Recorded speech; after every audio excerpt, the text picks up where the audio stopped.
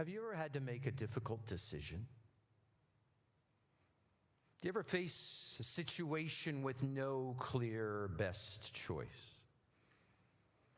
It seemed there would be no one good way to go forward. You know, I was always raised to believe that there was no absolute truth. No one standard of right or wrong that applied in every situation, every time. You did what was best for you according to the need of the moment. And what might be best for one person at one time, one place, may be completely different for someone else, some other time, some other place. But now I'm starting to rethink that. See, I was raised as the son of a Roman army officer. Generation after generation, we had been warriors. In fact, we descended from the fierce Samnite tribe that had kept the Romans out of central Italy for centuries. But now we were thoroughly Roman.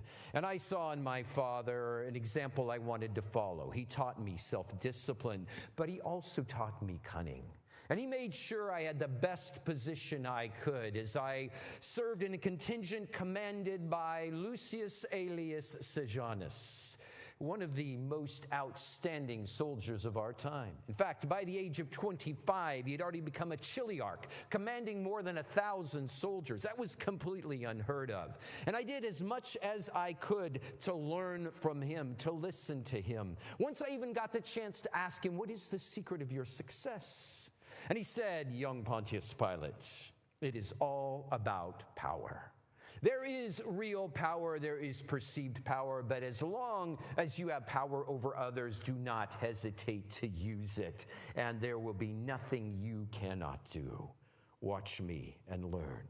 And so I did, and I learned a lot from him, and I saw him rise. Before long, he became a commander of an entire legion, and we traveled. And as I traveled, I saw from him and learned how he handled all the situations he was a part of.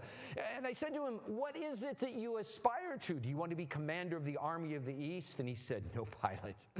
My ambitions are much greater than that. The real power is not military, it is political."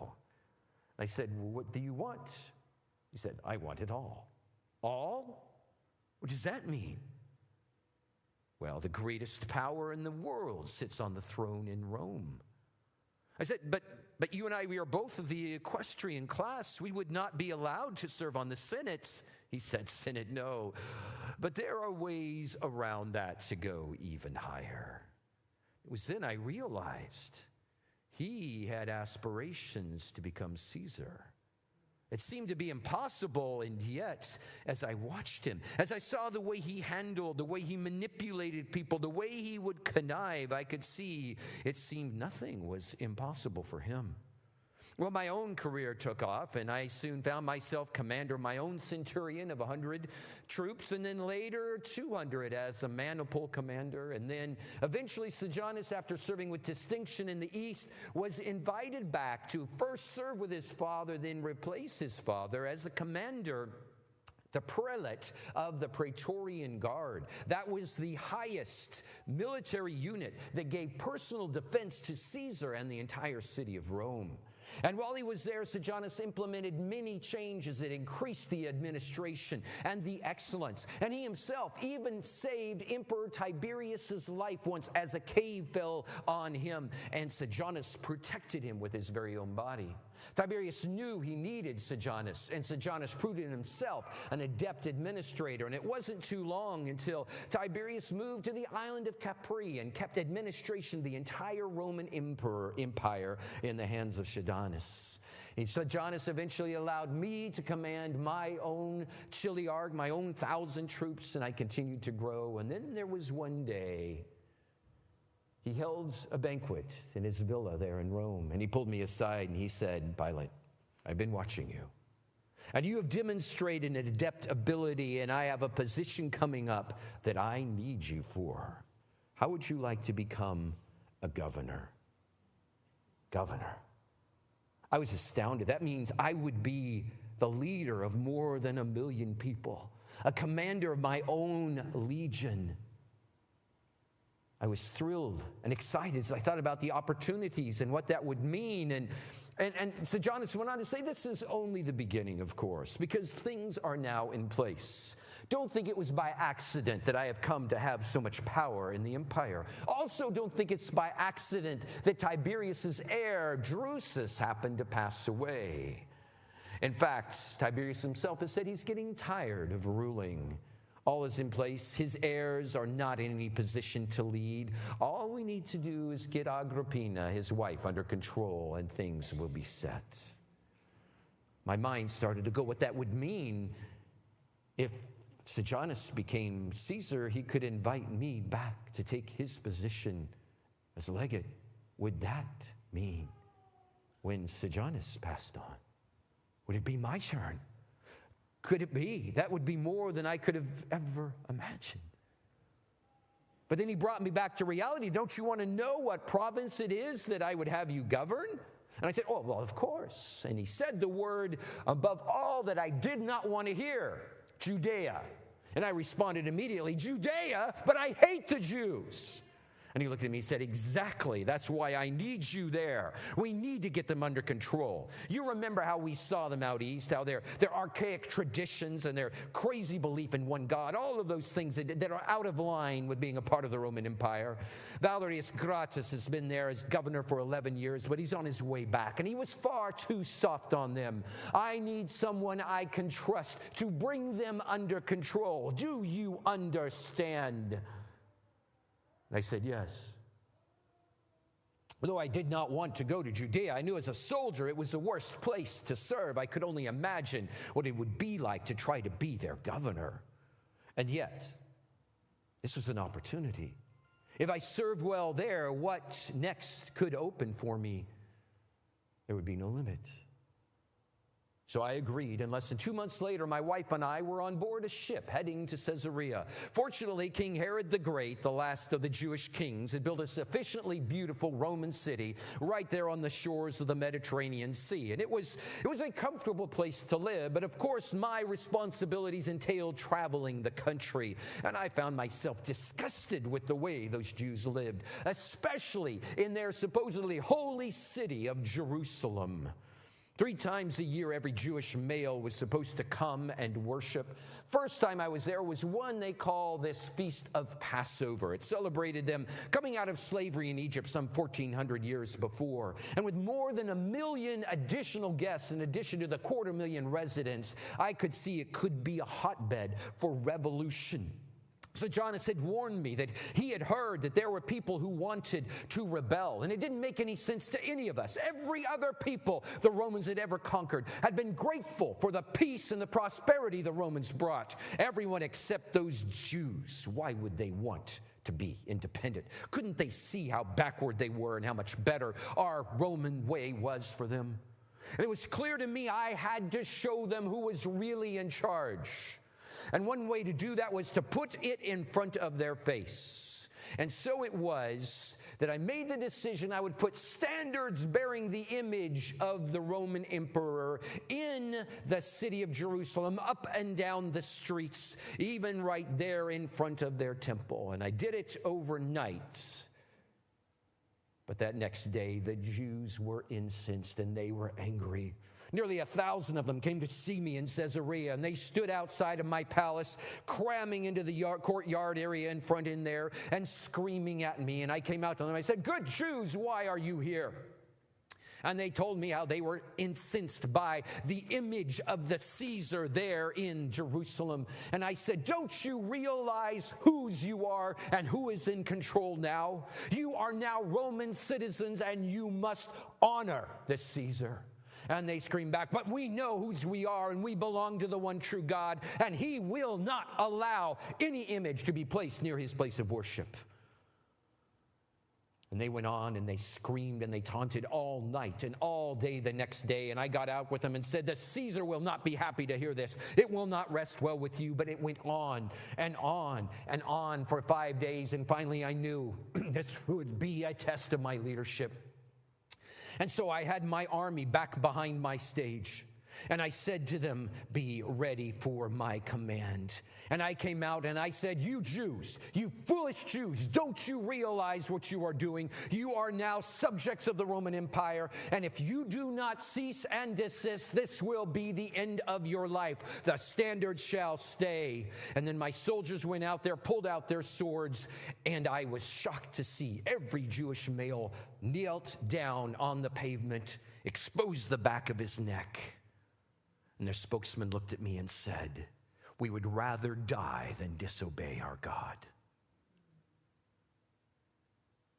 And I was shocked. I was stunned. I hadn't counted on this. I'd heard that Archelaus, Herod's son, who had ruled as a Roman puppet, lost his position because he executed too many people at one time. And I could see there may have been 1,000 men there, but if I killed them, how many more would be willing to die in Jerusalem just because of some stupid flag? Could I take that risk? You see, I'd also gotten word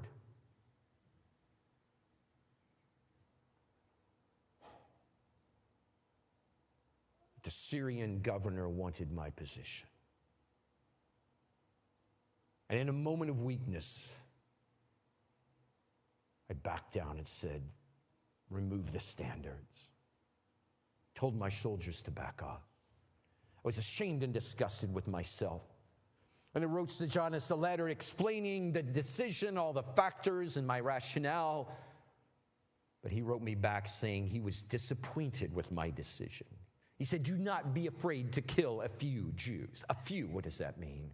Well, it was clear to me I had to rule with a stronger hand. And so a stronger hand I brought out, one after another. Execution, always in line with the law. Whenever the law could be backed up, that person would be executed. And when there was any sense of revolt or rebellion, I would put it down. As I said, I found that I needed to be in Jerusalem for every one of those feasts, at least 3 times a year. So I took over Herod the Great's former palace. But there's a problem with Jerusalem. There is no fresh running water there. The way they would get water is they would gather rainwater into a basin called a cistern. But it only rained a few times a year in Jerusalem. And that meant that water would get stagnant, eventually moldy. It tasted horrible, and it was completely unsuitable for a Roman citizen like me. So I hired my engineers to find the nearest spring, and it was over 20 miles away. I knew we could build an aqueduct. We have the capability. We could do it, but it was more than my budget would allow. And that was when I got word of the Jewish temple. They had this offering called Korban, and there was enough money in there to be able to build the aqueduct. So I took it to start the construction. But immediately, once again, the Jews revolted and protested. This time they're in Jerusalem as they came to the palace where I was staying, and they protested. But this time, I did not show weakness. This time I had my soldiers disguised as Jews all throughout the crowds. And when I gave the signal at the protest, they pulled out their swords and they began to stab and to kill the Jews until they ran away in fear. And I came out the one clearly in charge. And it happened again and again that as I consolidated my power, once there were Galileans who were there offering sacrifices, talking about rebellion, but we killed them right there, mixed their blood with their sacrifices. And it was clear who was in charge in Judea. And things were looking up. In fact, Sejanus told me he had been named as the next co-consul, the second highest position to the emperor himself, ruling with the emperor. Things were in place, just a matter of time until I would be back in Rome. Or so I thought. Because the next word I got from Rome told me Sejanus had been executed by the Senate because of his rebellion against Tiberius. He'd been caught. I also knew that meant my own position would be at risk. People knew that Sejanus had been my sponsor. We had been close. I had been supportive of him. And fortunately, no one ever came to me, and yet I knew Being loyal to Tiberius would be absolutely essential to my future. I needed to solidify that position. So I thought, how could I do that? I knew the image would not work. But what about words? What about his name on shields around my palace there in Jerusalem? That would be a way to remind the Jews whose they were and who was their ruler. And so I went and had those shields put around, but once again, right on schedules, the Jews protested. Only this time, they sent 4 of Herod's sons, including rulers, Antipas and Philip, to come and see me. And they came to see me, and they protested how I was living in their father's palace. And I point out, this was your father's palace, but he's not king anymore. Neither are you. You are all Roman subjects. The shields will stay. But they wrote back to Tiberius Caesar a complaint, and Caesar himself sent me back a letter of rebuke telling me to remove the shields. And that was my warning that things were not well in my position. It was tenuous. I was not yet removed. He could have had me removed there at that point in time. But I knew it was a warning. One bad decision, and all I'd worked for would be gone. My position, my power, my wealth, my reputation. And so it was the next Passover. I'd been approached by the Jewish leaders. They'd asked for a squad of soldiers to help them arrest someone who had been some sort of a difficulty to them. So I gave them a small cohort, hoping that they would be able to get it resolved. But early that Friday morning, I was awakened in my palace because the Jewish leaders had wanted me to make a sentence. And I came out and I saw what looked to be a relatively harmless, humble man right there. And I quickly deduced this was the one named Jesus that they had asked for the cohort for. And I saw that they wanted me to pronounce sentences, but I needed to know, on what basis do you accuse this man of doing? And they looked at me and they said, if he was not doing evil, we would not have brought him to you. Well, doing evil isn't anything you can force any kind of Roman law on. I had to know more. And so they said, we found him guilty of building up sedition among our people. He encourages them to not pay taxes, and he has made himself out to be the Christ, which is a king. A king. So as I thought of what that meant in the situation, I realized they were hoping that I would make some sort of a sentence to him. But this was not really of consequence to the Roman government. So I said, go and try him in your own courts. We allowed them to make the decisions. They were able to do some judgment. But then they said, it is not lawful for us to put someone to death. And that was true. The Roman Empire held the right to capital punishment. We did not allow the Jews to do that. But this was certainly no case deserving capital punishment. But I decided I would bring this Jesus in to my chambers and I would try him. And so I sat down and I asked him, are you king of the Jews? That was the accusation, was it not? But Jesus looked at me and he said, is that your own idea or did others tell you about me? I was stunned. Why couldn't he simply have said no? The trial would have been over. He'd have gone free. I could have gone on and eaten my breakfast. Is this your own idea? How could this be my own idea? I don't know you. I'm not a Jew. I don't believe in any kingship. What is this? I realized I had to get down to find out what the issue was. So I asked him, what have you done? And he replied,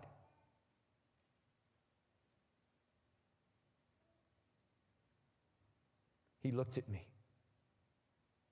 and he spoke to me. He said, for this purpose and for this cause I have come into this world and have been born to testify to the truth. To testify to the truth. And he said, my kingdom is not of this world. If it were, my servants would have fought against my arrest by the Jews, but now my kingdom is from another place. I thought about those words. What did he mean? kingdom from another place, not of this world.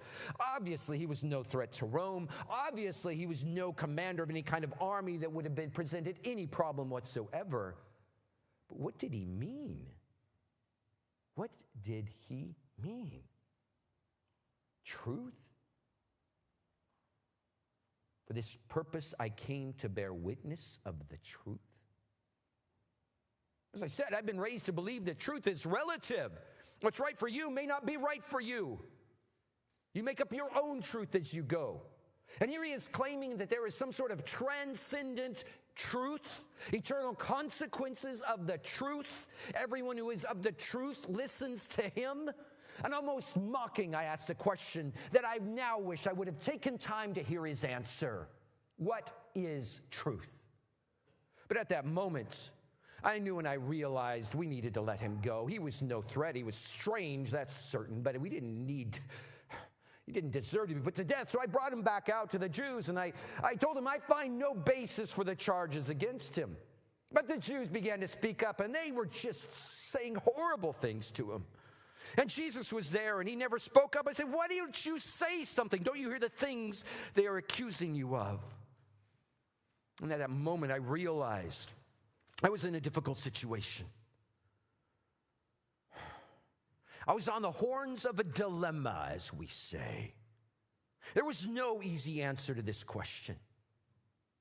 You see, there's so many different things that factored in. One is the Roman law. I was an officer of the Roman law. My job was to uphold the Roman law. By Roman law, he's not done anything deserving any kind of punishment. But I'm also there to keep the peace.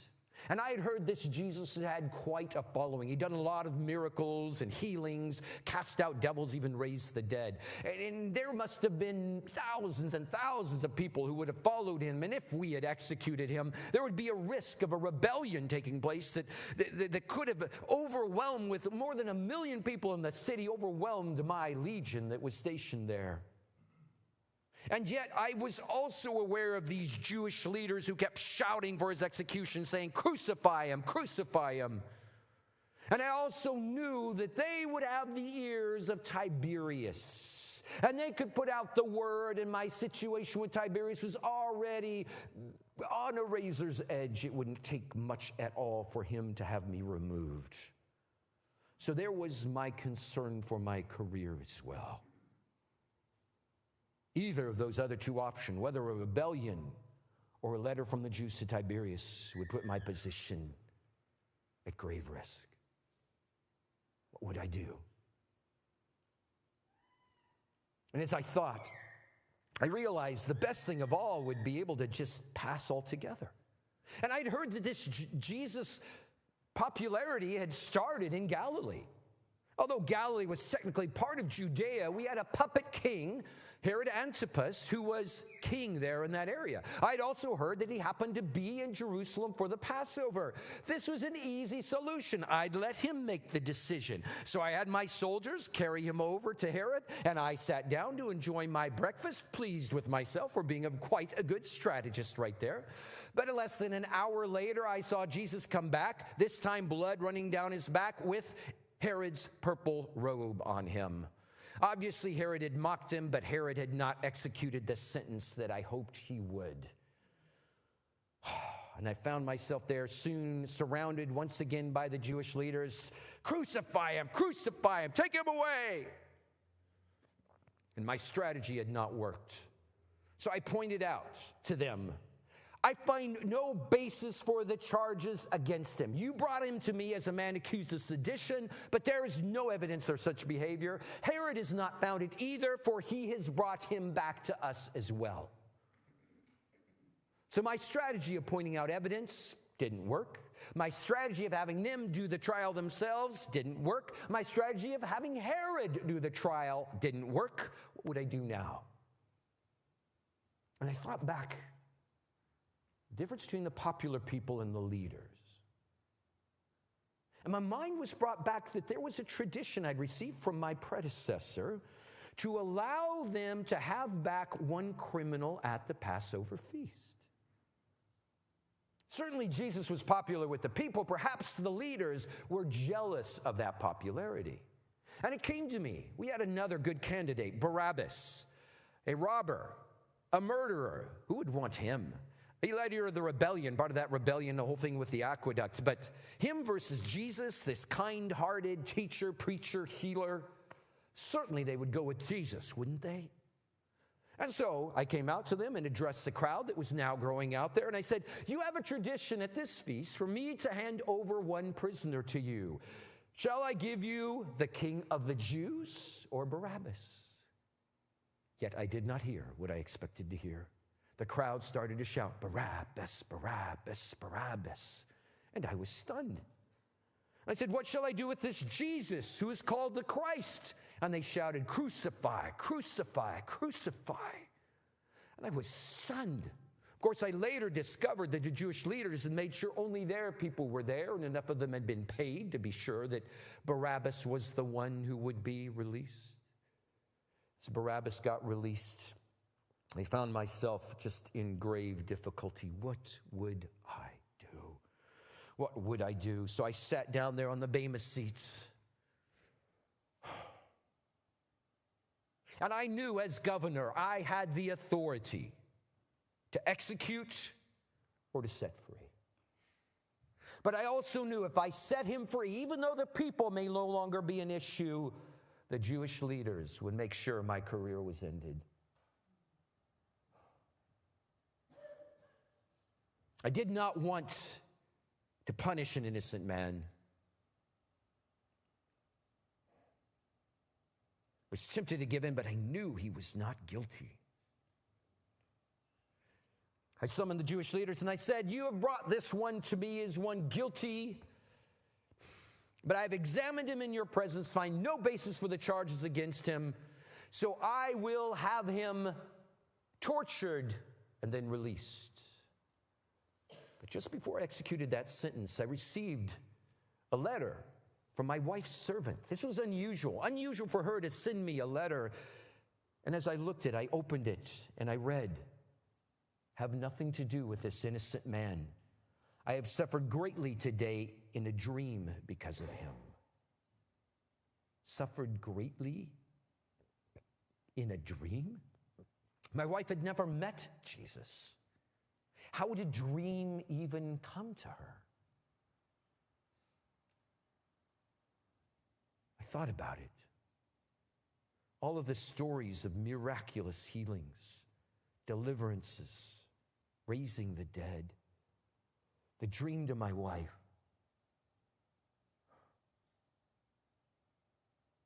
Who was this Jesus?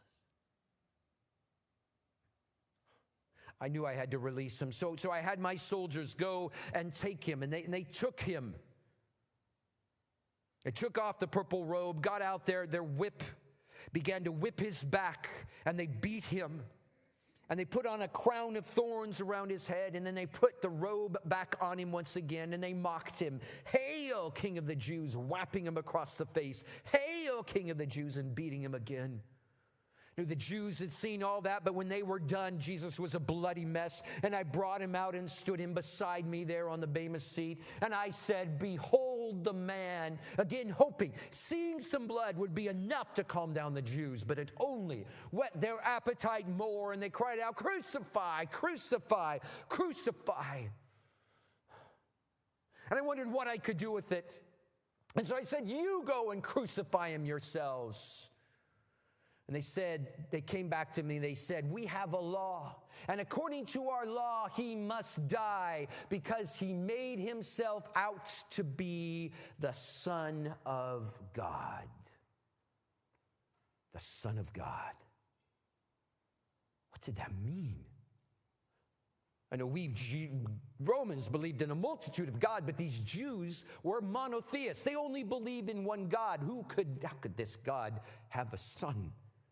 And I thought back to all of the things that he had done, all of those miracles, and even his presence with me was stunning.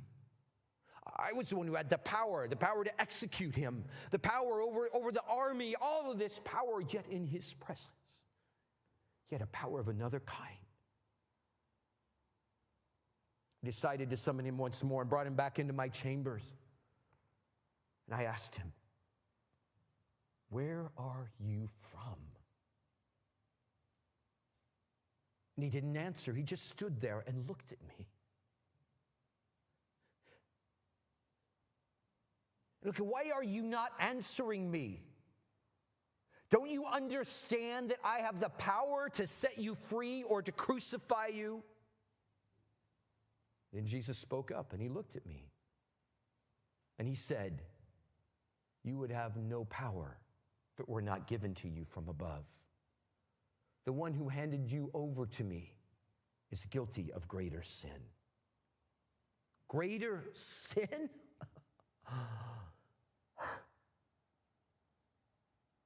Jesus was accusing me of sin if I executed him, but he meant Caiaphas, the high priest, would have been greater sin because he handed him over. And yet with this whole idea of sin, that there is some sort of eternal standard of right and wrong with eternal consequences. If you do wrong, you've got to pay for it. What in the world? That was not the way I lived.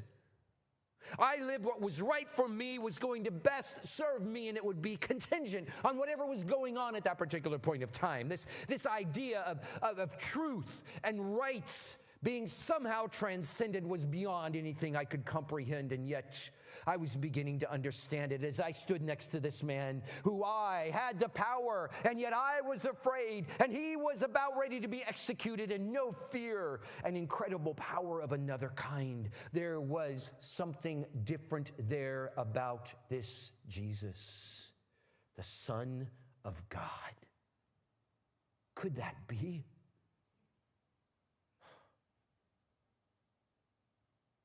Have you ever been in a situation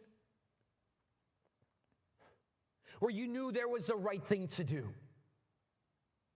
You knew the law, whether it was the law of the land or even God's law, but you knew there was a right thing to do.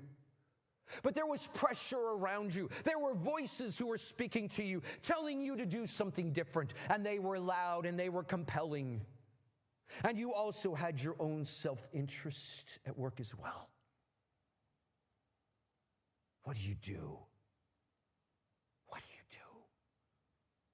You see, for the first time, I realized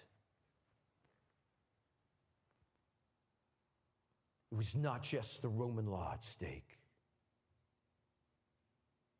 but there was another law. It was the law of truth. Yet to follow it that day would cost me everything I valued. So I brought Jesus back out once again, and I tried to get the Jews to just desist and to go home, and told them to leave, that this Jesus had done nothing wrong, nothing worthy of punishment.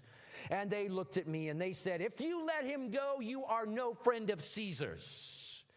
Anyone who makes himself out to be a king opposes Caesar." And in that moment, I knew they had pulled the best trump card they possibly could.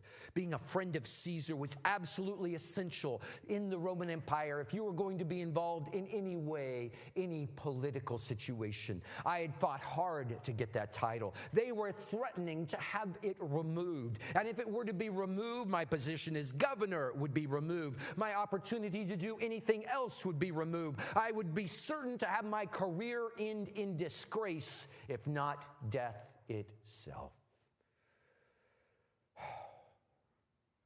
And I knew at that moment, is there anything else I can do? Is there anything else I can do? I decided to bring Jesus back out one more time. And I'd go out there and I said, "Behold your king."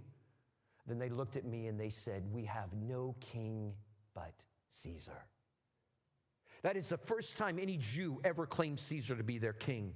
They had always fought against the Romans. They had never willingly accepted Roman domination until that day. And I knew with those words that would seal my fate. They had threatened me with everything. They had raised the bar so high. To let Jesus go would cost me everything. But I had to do something. I had to do something. So I had this water basin brought out, and I took and I washed my hands. As a way of just showing him, I said, I am innocent of this man's blood. It is your responsibility. And they said in response, his blood be on us and our children. And I knew I had no choice. And yet, though they may have accepted the responsibility, though I use this bowl as an image to show that I passed it on, I was still the Roman governor. It would still be up to me to make the decision for his execution. I could never escape that. I could never wash away that responsibility. As I went back to my dilemma, once again, it was clear by the Roman law he was innocent. By their desires, there was no way they would accept anything else than execution. My career would depend on that decision. And that fourth horn, though, stood up brighter, stronger than ever. What about the truth? And I thought back to my question. What is truth? Is there a transcendent truth that is true for all times and all places? True for all people regardless of the situation? And with that truth, is there a standard of right and wrong that applies at all times and all places? And if failing to uphold that is sin and the consequences of sin are eternal, what does that mean for me? What does that mean for you?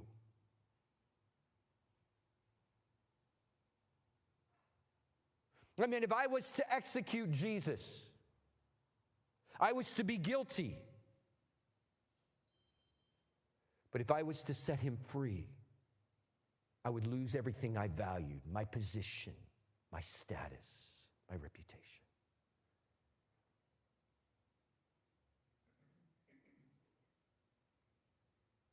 Was there really such a thing as truth? If so, Jesus said, everyone who is of truth listens to him. Does that mean if I accept the reality of truth, I make Jesus my king?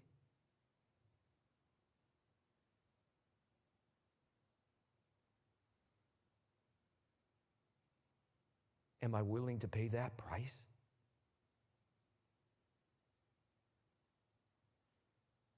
What about you? What would you do?